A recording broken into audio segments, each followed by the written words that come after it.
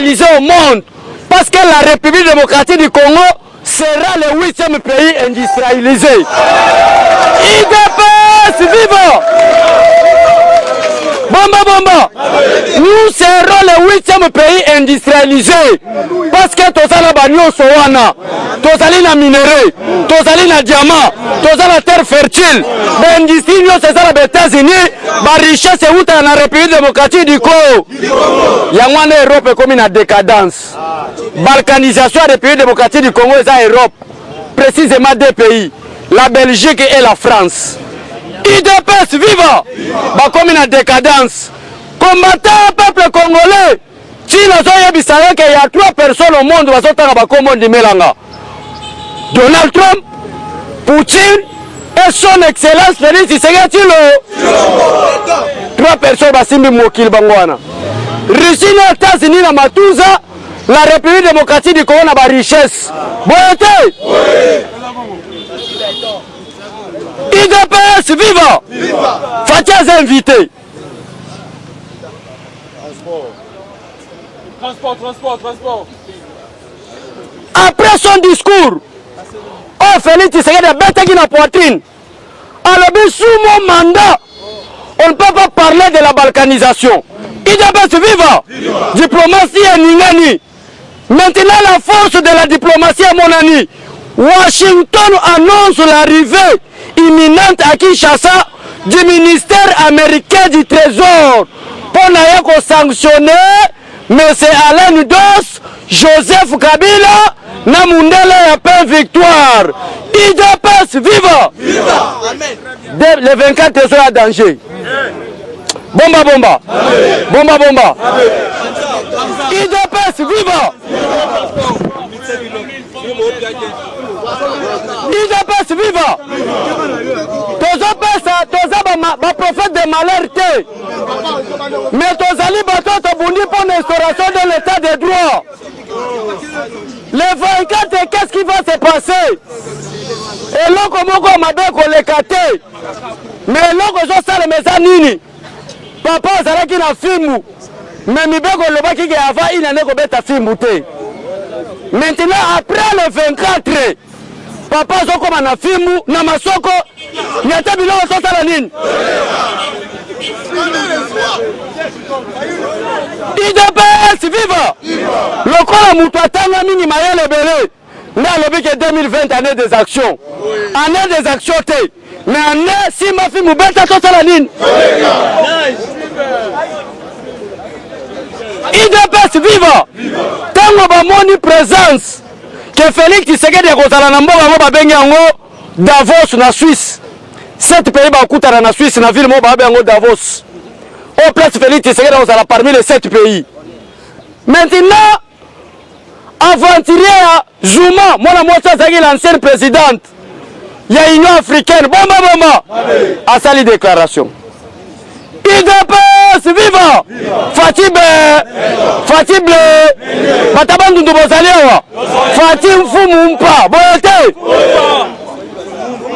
Bandewa Faïl Bazawa, Bazate, Faïl Asa Sénégalais, Asa Moutabandu Ndute. IDPS, viva! L'ancienne présidente de l'Union africaine, à la place de Madame Zuma, déclare ceci.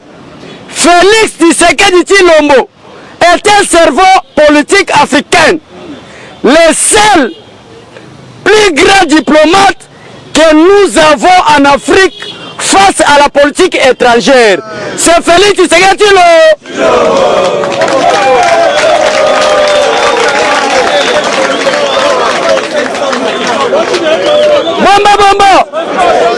Bomba. Akiti Nassé. Alors, c'est ça qui fait la différence entre Félix Tshisekedi et les autres politiciens congolais. Tata Bakombo et les autres comme Martin Fa, Jean-Pierre B, Vital Ka, Kamere Rwakadi.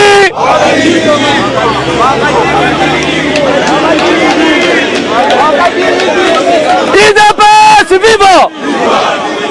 Bomba! Chers combattants, so bomoninga na yona carte. To bimisango na média. po baye ko atakenga ya makofi te ya makofi na koboma mutu batakenga na media balobi ozana na IDPS. Cher communicateur de l'IDC, je suis communicateur de l'IDPS, président du Parlement debout. Ma carte du parti est là. Yamwana. Naza nouveau venu na IDPS. IDPS viva. Tobalusango. Tobalusi elongi ya mentor na biso. Etienne Tshisekedi Zawana. Elongi nanga yango wana. Naza membre ya IDPS. Selon les statuts de l'IDPS, tozali égaux en droit et devoir. Place automoni que même si j'ai mabeto beta kabote. Chiko yo ozo kotura nga ozanani. Nazali peuple congolais qui soutient Félix Tshisekedi. Tel que na komona caméra za muyibi to ko dénoncer. Bote.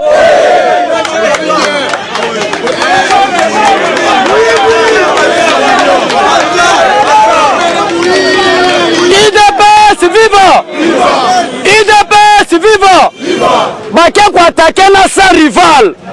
Oza journaliste aloba pola komba Félix Tshisekedi babeti ye. Mais biso Tshisekedi atikela biso politique a frappe te politique a mayele. Bote. Toko beta bino te me toko loba ke boza be étranger. Bote. Tozo soutenir Félix Tshisekedi pola nini? Pour Félix aza mwana mboka bote. Félix abotola musicien moi cité bote. Félix ayiba 15 millions te bote.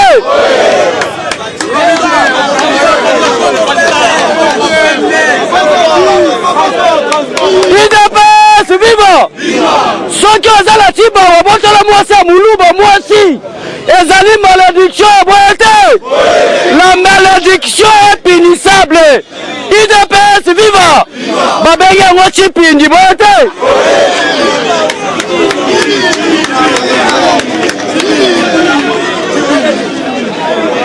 IDPS viva!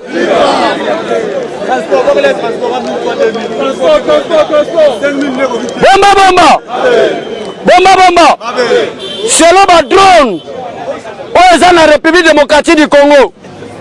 Bamoni présence ya Jean-Pierre Bemba de retour na Gemena. Jean-Pierre Bemba longwe Kinshasa ke Gemena. Pour la kosala rébellion soutenue par Alain Dos na Fridolin à mort. Or que Félix Tshisekedi azala ba drone américain na ba russe. Bomba bomba. Ezala comprendre mo zo le kana monde peuple congolais zo comprendre te. États-Unis alinga zo arène même ya Union européenne ensemble avec la Russie. Boyante, Russie les États-Unis babeta biloko assez. Mais Européens bala la pongi. Balobi que le pays le plus puissant en Afrique, c'est la République démocratique du Congo. Fatiki mamba usala nini? Fatiaki. Ndezo lengi sabatu. Kobanga lwelo mota, fimu ko ya. Banda la cabinet présidentiel au gouvernement. Fimu na fimu. Bazo benga ngo frappe sur frappe. Bawo pakata mangu bote. Yo ozako boya combattant bozo finga combattant otema na Parlement debout. Awa combattant ozako combattant mwana mutuka.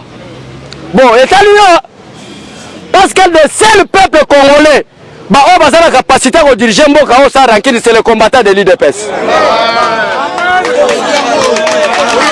IDPS viva! Ezaka ba combattant ba ko travailler ba mona muyibité.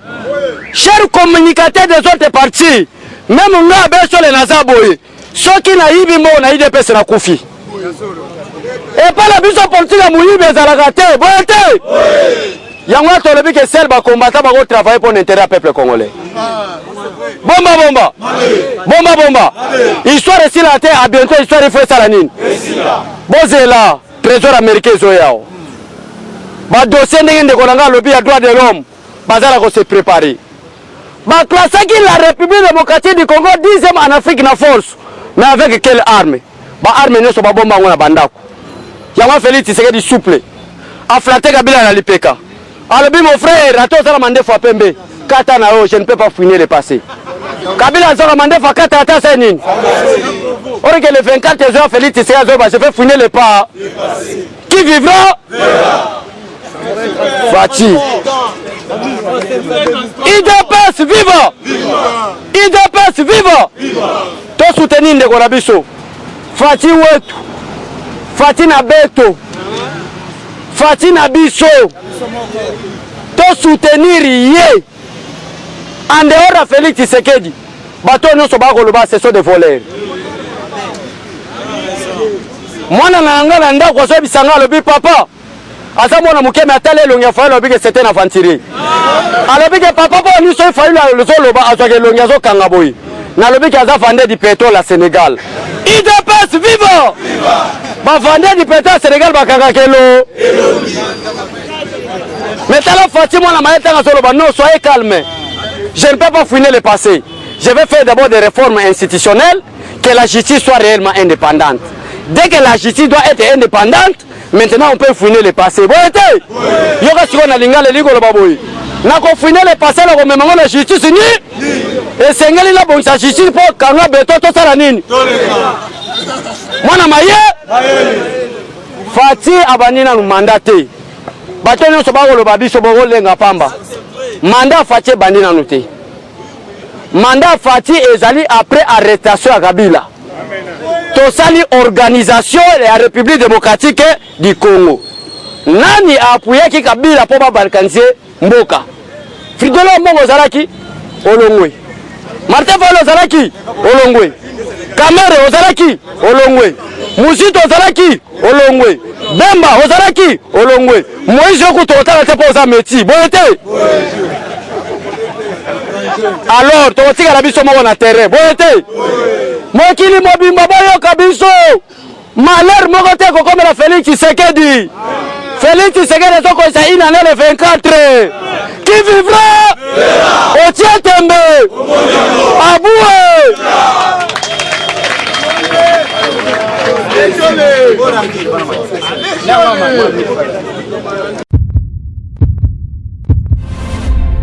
Faire parler de vous. Confiez-nous votre image et laissez-nous la transformer en une identité forte grâce à un accompagnement sur mesure et un suivi personnalisé.